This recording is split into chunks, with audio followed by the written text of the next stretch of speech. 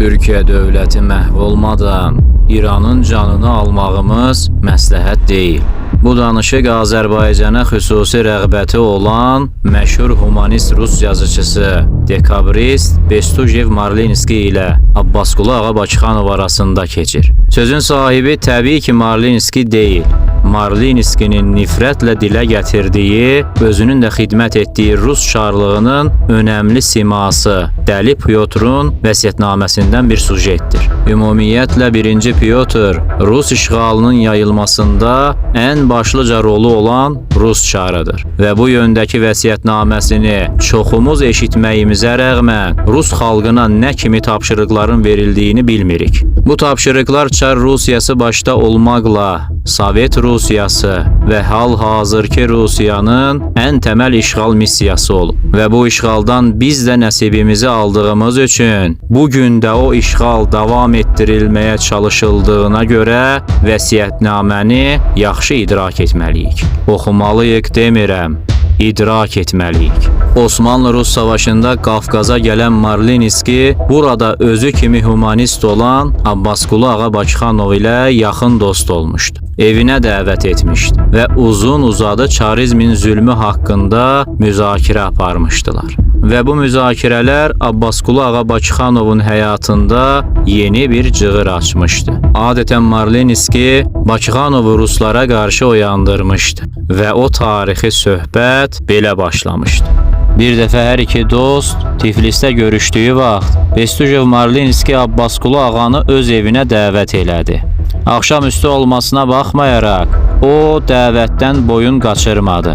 Dostlar söhbət edə gəlib evə çatdılar. Yüngülcə şam etdikdən sonra Bestujev Marlinski ona Peterburqda dekabristlərin hazırladığı tarixi üsyan haqqında danışdı. Rus çarizminin bütün Qafqazda yeritdiyi siyasətə toxundu. Abbasqulu Ağa bu fədakar yazıçının ürək ağrısı ilə dediyi hər sözü diqqətlə dinləyirdi. Bəzən ona elə gəlirdi ki, bütün Rusiya belə əqidəli insanlara nə qədər möhtacdır. Bestujev Marlinski Qafqazın, İranın və Türkiyənin Rusiya imperiyası tərəfindən zəbt olunmasından danışarkən, bu siyasətin əsasının hələ keçən əsrdə 1-ci Pyotr tərəfindən qoyulduğunu ayrıca qeyd etdi. Abbasqulu Ağa, bu vəsiyyətnamə tarix durduqca Rus padşahlarının əlində kompas rolunu oynayacaq. Mən xalqlara ölüm, qan gətirən belə bir vəsiyyətnaməyə nifrət edirəm. Əziz dostum, bu vəsiyyətnaməni 1725-1726-cı illərdə Böyük Pyotrun özü yazmışdır. Onun bu vəsiyyətnaməsini oxuyanda Rus xalqına yazığım gəlir. Gör 1-ci Pyotr xalqı hara sürükləyir.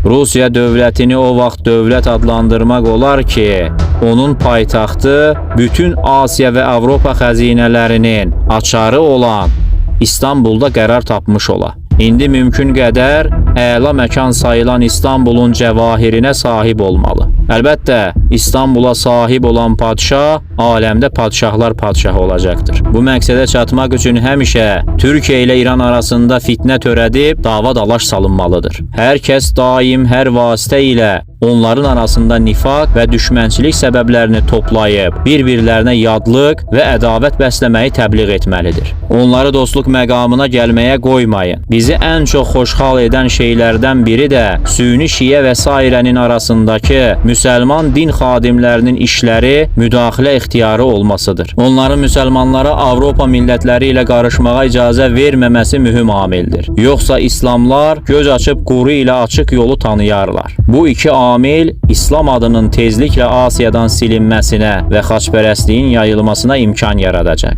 Rusiya padşahlarının o yerlərdə Rus mədəniyyətini yayması vacib məsələdir. Abbasqulu Ağa Bestujev Marlinskinin sözünü kəsib dedi. Saşa, onda bu vəsiyyətdən belə çıxır ki, bizim hər ikimiz Çar Pyotrun qurduğu fitnə və fəsadın qurbanlarıyıq. Rus çarı şərqdə geniş yayılmış İslam dinindəki Sünni Şiə məzhəbləri arasındakı ixtilafı çox incəliklə duyub. Tarix boyu bu məzhəblər arasında müharibə olub. İnsan qanı tökülüb. Bilirsənmi, bu vəsiyyətdə qaldırılan məsələ mənə iri öküz təmsilini xatırladır. olmalıdır. Aslan, öküzlər arasına ədavət toxumu səpdikdən sonra onların hər birini ayrı-ayrılıqda parçalayıb yeyir. Amma nə qədər ki öküzlər bir-biriləri ilə dost kimi bir yerdə gəzib otlayırdılar, aslan onlara bata bilmirdi. Qardaş xalqlar arasına süni şiyə toxumu səpib ədavət yaratdıkdan sonra hər birinin üstünə ayrıca basqın edib tutmaq, tabe etmək olar. Hə dostum, həqiqət acı olsa da belədir.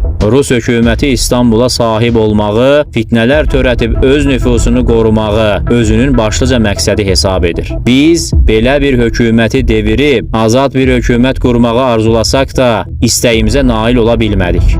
Nə isə, gör bir böyük Pyotr öz gələcək varislərinə daha nələri vəsiyyət etmişdir. Bundan əlavə cürbəcür tədbirlər görməli ki, İran məmləkəti günü-gündən pulsuz və ticarətsiz qalsın. Xülasə, İranı həmişə tənəzzülə sövq etməli və hal-hazırdakı kimi saxlamalı ki, Rusiya dövləti istədiyi vaxt İranı əldə etməyə qadir olsun. Amma Türkiyə dövləti məhv olmadan İranın canını almağımız məsləhət deyildir. Türkiyənin axırıncı şöləsi sönənə qədər lazımi tədarük görməli. Türkiyənin işi qurtardıqdan sonra İran məsələsinin həlli tezliklə mümkün olar. Beləliklə sizə lazımdır ki, vaxt itirmədən Gürcüstan və Qafqaziyanı zəbt edib İranın yüksək mənsəbli adamlarını özünüzə xadim və nökər edəsiniz.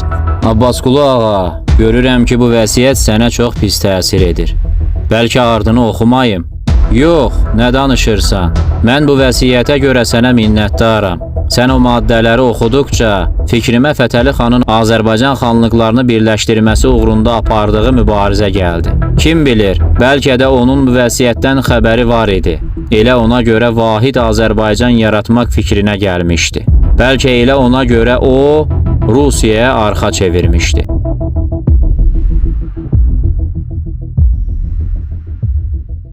Dininizi her zaman diri tutun. Sizi ondan başka koruyacak hiçbir şeyiniz yoktur. Kin, doğru hedefe yönlendirildiğinde en müqəddəs koruyucu silahtır.